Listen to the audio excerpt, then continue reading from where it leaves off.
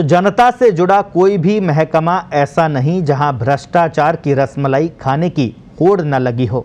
भ्रष्टाचार के द्वार हमेशा खुले रहे, इसलिए बेतुके कानून कायदे भी खूब बनते हैं। ताज़ा प्रकरण जयपुर ग्रेटर नगर निगम से जुड़ा है, जहां निलंबित महापौर सौम्या गुर्जर की मुसीबतें कम होने का नाम नहीं ले रही। पहले निलंबन और फिर उच्च न्यायालय में सुनवाई से पहले उनके पति राजाराम गुर्जर के वीडियो ऑडियो लीक होने से सियासी तूफान उठने लगा है।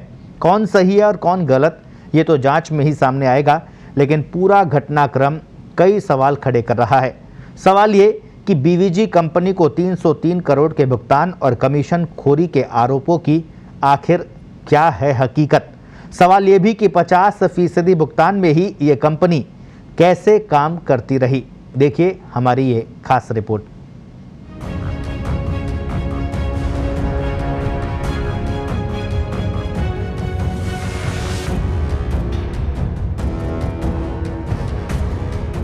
कचरे से बिजली और खाद बनाने की तैयारियां कब की हो रही है, लेकिन कभी देश में सबसे पहले घर घर कचरा संग्रहण व्यवस्था करने वाले जयपुर में यही व्यवस्था अब सियासी घमासान का माध्यम बनती जा रही है।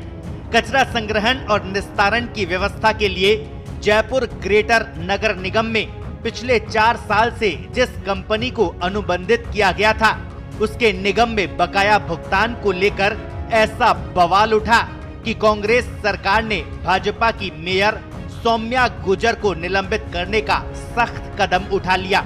इस सियासी तूफान के बीच एक बवंडर और आ गया, जिसमें सौम्या गुर्जर के पति राजाराम गुर्जर को कंपनी की ओर से रिश्वत की पेशकश के कथित ऑडियो और वीडियो वायरल हुए हैं।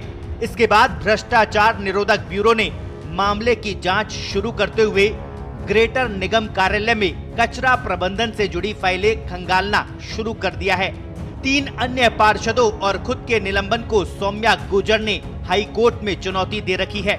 वहीं राज्य सरकार ने सौम्या की जगह पूर्व मेयर शील धाबाई को कार्यवाहक मेयर का चार्ज देकर सियासी दांव खेला है। इधर भाजपा सौम्या के निलंबन के बाद वीडियो जारी करने को कांग्रेस सरकार की चाल बता रही है। सत्य विचलित होता है, पराजित नहीं होता। हम सत्य पे अडिग हैं, हम पराजित नहीं होंगे। दूध का दूध, पानी का पानी आपके सामने आ जाएगा। मैंने कहा ना, वीडियो की जांच बाकी है। जिस प्रकार से वीडियो का आया है, ये मैं कह रहा हूँ कि फेक वीडियो है। मैं पहला सब और 20 तारीख अप्रैल उस वीडियो में अपडेट आप लोगों ने दिया, मीडिया ने 20 अप्रैल का वीडियो और 10 जून की शाम को सुनवाई से ठीक पहले जारी हो रहा है। तो ये सीधा सीधा षड्यंत्र राज्य सरकार का है और किसी भी सूरत में इससे लोकतंत्र की हत्या में जो राज्य सरकार का प्रयास है, उसमें राज्य सरकार सफल नहीं होगी। कहा यह जा रहा है कि कचरा प्रबंधन व्यवस्था में जुटी कंपनी ने भुगतान नहीं होता देख खुद ही ये ऑडियो वीडियो वायरल कराए हैं। कथित लेन देन का वायरल वीडियो सामने आने के बाद कांग्रेस पार्टी हमलावर है। सत्तारूढ़ पार्टी को जैसे बैठे बिठाए भाजपा पर निशाना साधने का मौका मिल गया। कांग्रेस का तो ये भी आरोप है कि निलंबित मेयर के पति के कथित वायरल वीडियो से स्पष्ट है कि उनका यहां नगर निगम चुनाव लड़ने और मेयर की कुर्सी पर काबिज होने का मकसद सेवा करना नहीं बल्कि भ्रष्टाचार करना था। आपको बता दें कि करौली नगर परिषद सभापति रहते हुए सफाई ठेके के भुगतान को लेकर राजाराम गुर्जर वहां भी विवादित रहे हैं। मेयर सब बैठे, कल ग्रेटर नगर निगम में कमाल हो गया। बाकी सब तो दलाली करो, पैसे मांगो, कोई दिक्कत नहीं, आदत है बीजेपी वालों की। लेकिन उनके बीच में आरएसएस के एक बहुत बड़े नेता का नाम आया। आरएसएस, ये दुख की बात है। आइए अब आपको बताते हैं कि बीवीजी कंपनी से जुड़ा आखिर ये विवाद क्या है। इस कंपनी ने जयपुर में कचरा प्रबंधन की जिम्मेदारी साल 2017 में भाजपा के बोर्ड के समय ही ली थी।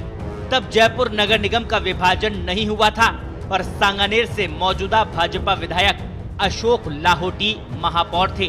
फिलहाल जयपुर ग्रेटर और जयपुर हेरिटेज दोनों ही नगर निगमों के 250 वार्डों में कंपनी ने कचरा प्रबंधन का जिम्मा ले रखा है।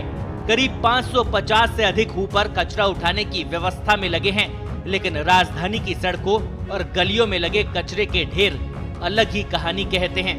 हैरत की बात यह है कि नगर निगम में नया बोर्ड बनने के बाद बीवीजी कंपनी का ग्रेटर नगर निगम में भले ही विवाद चल रहा हो, लेकिन कांग्रेस के बोर्ड वाले हेरिटेज नगर निगम में कंपनी अपना काम कर रही है।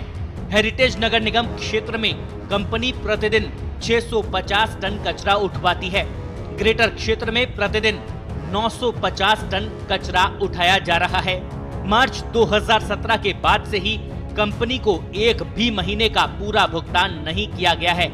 अनुबंध राशि का 50 से 60% भुगतान होने के कारण दोनों निगमों में कंपनी का करीब 302 करोड़ रुपए बकाया है। विवाद की जड़ यही बकाया राशि है, जिसको लेकर सौम्या गुर्जर और निगम आयुक्त यज्ञमित्र सिंह देव के बीच विवाद हुआ। आयुक्त चाहते थे कि कंपनी को 50% अंतरिम भुगतान कर दिया जाए, लेकिन महापौर के रूप में सौम्या गुर्जर ने अनुबंध में इस तरह की शर्त के नहीं होने की बात कही। मामला बढ़ता चला गया और राज्य सरकार ने महापौर का निलंबन कर दिया। मामला कोर्ट में है और सोमवार को सुनवाई होगी। कचरा प्रबंधन ही नहीं, नगर निगमों में मीट की दुकानों को लाइसेंस दिए जाने से लेकर पट्टा जारी करने और नाम हस्तांतरण तक के मामलों में मोटी उगाही की जाती है। एसीबी ने कुछ मामले खोले भी हैं। नगर निगम में दलाल सक्रिय हैं, जो मुश्किल से मुश्किल काम को चुटकियों में कराने का दावा करते हैं। ऐसे में सवाल केवल शहरी सरकारों का ही नहीं, बल्कि उन तमाम विभागों में पनपते जा रहे भ्रष्टाचार का है, जिनके बारे में ये कहा जाता है कि यहाँ बिना लेन देन किए पत्ता तक नहीं हिलता। सरकारों के भ्रष्टाचार मिटाने के दावे अलग हैं और हकीकत अलग। जनप्रतिनिधि से लेकर नौकरशाह तक जब भ्रष्टाचार की गंगा में डुबकी लगाते रहेंगे, तो इस लेन देन को संस्थागत भ्रष्टाचार बनने से कौन रोक सकता है।